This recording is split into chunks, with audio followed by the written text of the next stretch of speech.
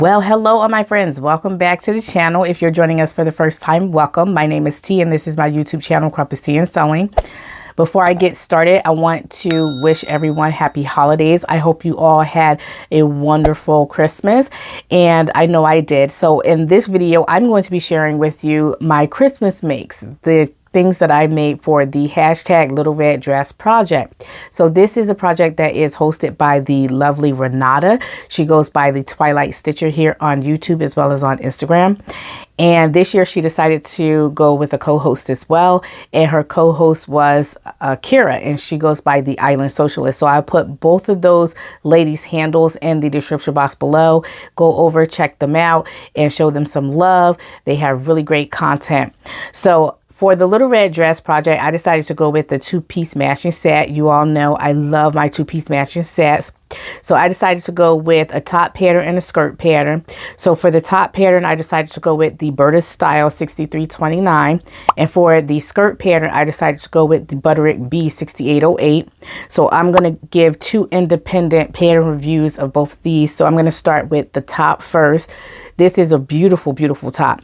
So for my fabric, I decided to go with a stretch velvet, and it's this top that I'm wearing right here. It's just such a beautiful fabric. It's very nice and smooth. I really love the texture, and it just feels so amazing. Although it is polyester, and you all know I usually love my natural fibers. I love a lot of cotton, but this really feels really great against my skin. It has a really nice smooth backing, and so that's one of the reasons why I chose it as well.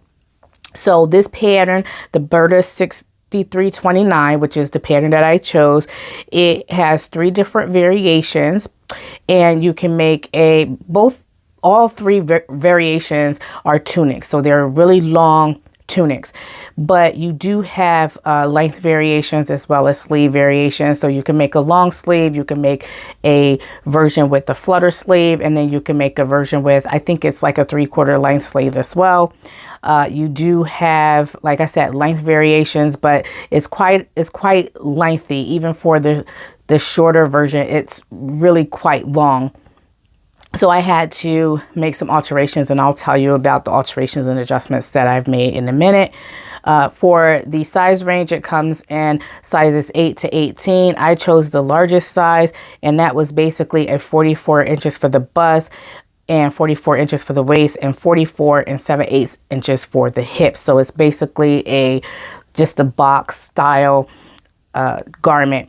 You do have raglan sleeves though, which is a really great bonus for those of us who have larger arms. And like I said, it has that flutter sleeve option. So if you are like me, you have larger arms and you don't want to do a bicep, the flutter sleeve is going to be more flattering, and it will make it so that you don't even have to worry about doing a bicep adjustment. So that was really fun. You have pleating going around the neckline, as you can see on my garment here. It has pleating going around the neckline, which really attracted me to the pattern. I really love it. I absolutely love this detail. The only thing I don't like about this pattern is that it calls for a dart on the shoulder.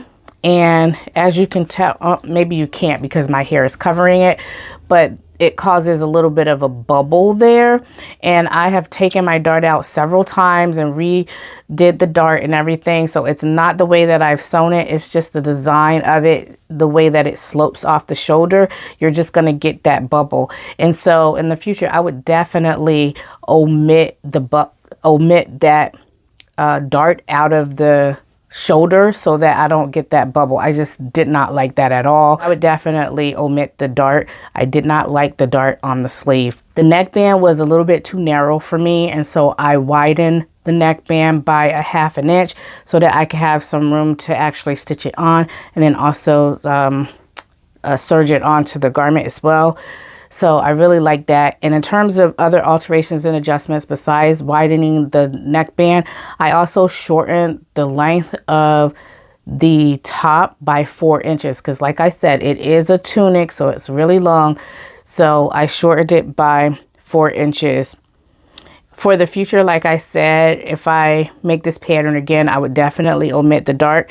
And then I also would shorten the garment by about 2 more inches. So that would actually make it a whole of 6 inches to shorten the garment, just because it's just such a long top. It's definitely more of a tunic style. I also would go down to the size 16, and that would be a 41 inches for the bust for me. In the future, I would definitely choose that size 18 or the size 16. Now that I know after sewing the 18 how it fits, I would definitely choose the size 16. So that was for the top. I really do love it, and I would recommend it. The only drawback for me is the dart. I didn't really like the bubble on the sleeve, but other than that, this is a phenomenal pattern. Very easy to sew, simple. I would definitely say this would be for your beginners and your advanced beginners. To put the pleats around the neckline is so simple and so easy. The directions are very clear and concise, and you don't really need them anyway, because you only have, for the pattern pieces that you're using, you have the back, which is cut on fold, the front is cut on fold, you have your sleeve, which is a raglan sleeve, and then you have your neckband. So you have 4 pattern pieces. It's very simple, very easy. It's definitely a beginner friendly pattern, and I would highly recommend it. So I decided to go with the Butterick B6860 for my skirt, and this is a pattern that is a wardrobe pattern, but I decided to go with the faux wrap skirt out of this pattern. I really love the look of this. It's really nice and elegant, and I thought that a stretch velvet would really complement this skirt. So I decided to go with the plus size though. So this pattern comes in 2 different groups of sizes. So you can get the 8 to 16 and the 18W to 24W. And I decided to get the second envelope, which is the 18W to 24W. But it turns out that the 18W was a little bit too big for me. So I had to take off about 8 inches from the waistline. So basically 4 inches on each side of the waist, which really is 2 inches per pattern piece. So you have the skirt, the left front skirt and the right front skirt piece, because they overlap over one another, and then you have the back pattern piece as well. So I just took off 2 inches from each side of those, and that gave me my 8 inches off the waist. So now my waist, after taking off that amount, the waist was approximately 31 inches after I used my elastic, so that was more appropriate for me. The pattern does not come with an elastic band. You fold over the waistline, and then you stitch that waistline down, and you make a channel to feed your elastic through. You all know I really don't like that method very much, and so I usually make my own waistband to attach to my skirts when I come into that type of a scenario. So if I have a pattern that calls for that fold over method, I usually just cut off that top piece and then just add my own little waistband to it. And that's basically what I did to this one.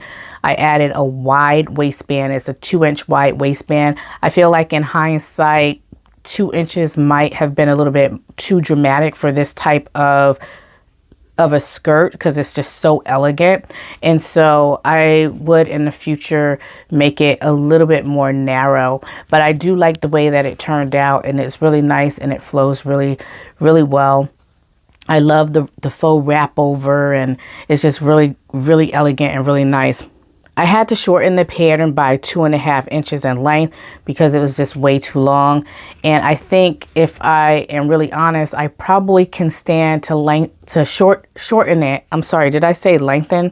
I shortened the pattern by 2.5 inches in length because it was too long. And like I said, if I am really honest about it, I probably would shorten it maybe another 2 inches or so, because I think it would serve the skirt best if you can actually see a little bit of my legs. And I think that wrap over look a little bit more obvious, and you can see it more. So but overall, I really do like the skirt. I think it's a fun little make, and I think it would be really cute and flirty if I had it a little bit shorter. I feel like the two just don't complement one another together, but individually I think they look great. Sometimes when you're making sets, sometimes you can nail it and you get a two-piece set that looks really great together, and then other times they just don't look well together. I think that is the case here. They just don't look all that great together. I know some people say that it does. I've had people in my comments and people on my post on Instagram told me that they love it and they like the way that it looks together. It looks great. But me personally, I really don't like it. The shirt is just way too loose fitting for the top, and I had a hard time trying to style it and trying to figure out how to, you know, put the top inside the skirt without the skirt looking so frumpy, and just trying to do all these different styles. And so you can see in a couple of my photos, I just decided to kind of do this, almost like this, this faux ruching going around the front of the stomach. That didn't really work out all that well either, although it does look somewhat like a faux dress, and it's somewhat cute. I think that it looks better as separates. And so anyway, I don't know exactly what kind of top I would wear with the skirt, but I would definitely wear some really nice velvet pants, and that's basically what I did in one of my photos. I had some really nice non-stretch velvet pants that look really well with this, and then maybe I can find a black velvet top that'll go well with the skirt. I don't know, but as separates, really love them. Not feeling them together so much. So yeah, in the future, the only thing I would do for the skirt is make a smaller waistband. So that's it for today's video. Thank you so much for stopping by and tuning in. I hope you all have a blessed and happy sewing week. And until next time, stay creative. Bye.